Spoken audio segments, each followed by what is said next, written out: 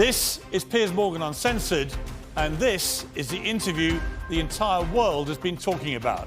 Cristiano Ronaldo, one-on-one.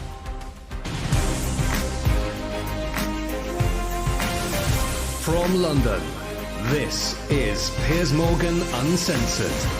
Welcome to a special edition of Piers Morgan Uncensored. Cristiano Ronaldo is a football megastar. In my opinion, the greatest player to ever grace the game.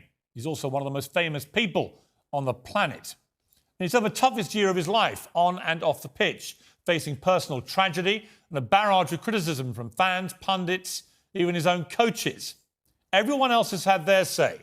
Now, it's his turn. And Cristiano is most definitely uncensored. Cristiano, let me start just by asking you, why are you doing this interview with me? Because I think it's the time to say something. And because I like you. As simple as that. Well, don't say that in public. Well, I like you too, and I appreciate it, because I think that you've had to sustain a lot of criticism this year in particular, probably more than at any stage in your career. And I think it's time to set the record straight and to clear up a few things, not least, I suspect, for the fans of Manchester United. You must be wondering what the hell's been going on. Oh, as I say many times, the fans, I'm always gonna say good about them. They are the most important things in the football. You play for them. They're always in my side. I feel that every time when I walk in the streets, the fans coming to me and they appreciate what I do for football. And for me, it's the most important in football. The fans, for me, is everything. I want to take you back to last summer. You're at Juventus, and there's massive speculation about where you're going to go. And the big rumour is that you're going to go to Manchester City. So first of all, how close was that to happening? Well, honestly, it was close. It was close. It's something that they spoke a lot, and Guardiola say 2 weeks ago, I guess, that they try hard to have me. But as you know, as my history in Manchester United, your heart, your feeling, the history that you did before, make the difference. And of course, as well, Sir Alex Ferguson.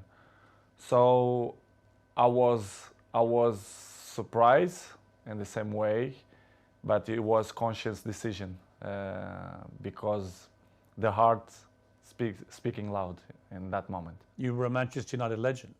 So when you say your heart led you, it's because of that, the history you had with the club and the relationship you maintained with Sir Alex, with the fans. I think it was the key. It was the difference in that moment. But I cannot be loyal if I would say that Manchester City wasn't close. But I think I did conscious decision.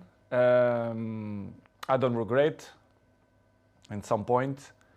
And as you mentioned before, Sir Alex Ferguson was the key. Did you speak to him before you Yes, I did. back? Yes, I did. I spoke with him, and What did he say to you to try and persuade you?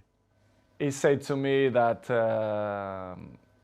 it's impossible for you to come to Manchester City. And I say, okay, boss. So I took the decisions, and I repeat I was with conscience that it was a good decision.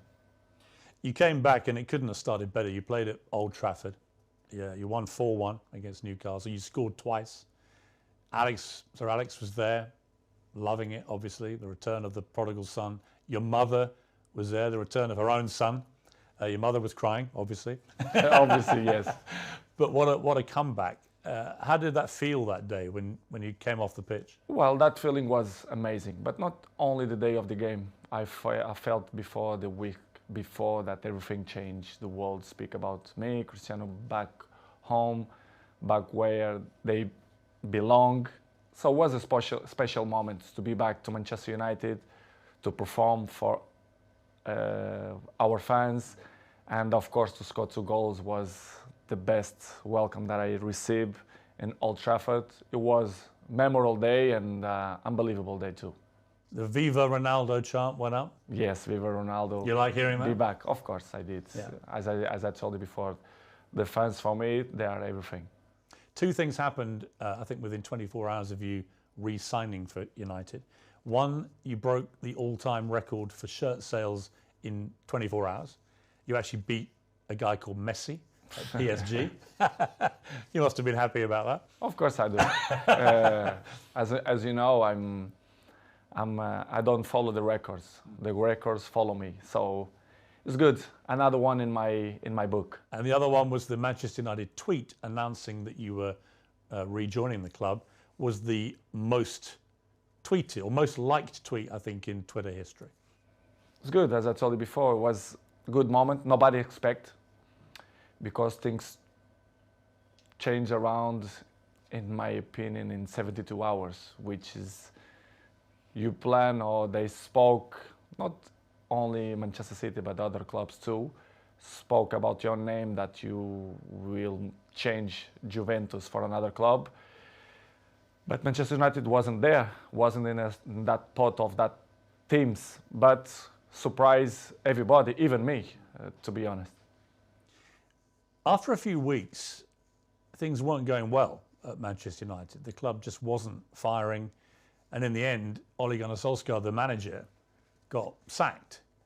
And that's within like 2 months of you coming back. What were you feeling about what was going on at United? And what did you feel generally about the club itself and the state that the club was in compared to when you'd been there before?